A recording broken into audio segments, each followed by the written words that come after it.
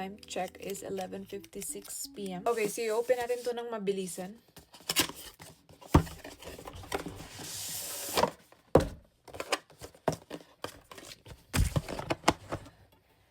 And then, this is what it's looked like.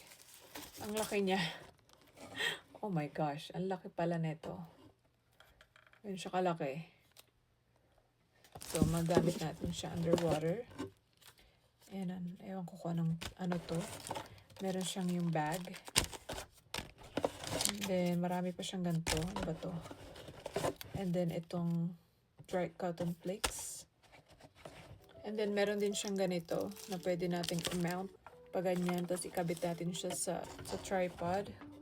And ito yung lock niya. Ganun siya. Diba? And meron siyang, ewan ko kung ano to, parang pandikit.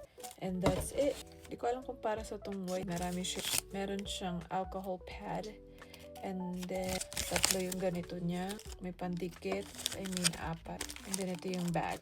So, yung Insta360, waterproof siya. Pero, since nagagamitin natin siya sa dagat, then, it's safer kung gagamitan natin siya ng underwater protector or ng case. And then ito, meron akong ganito.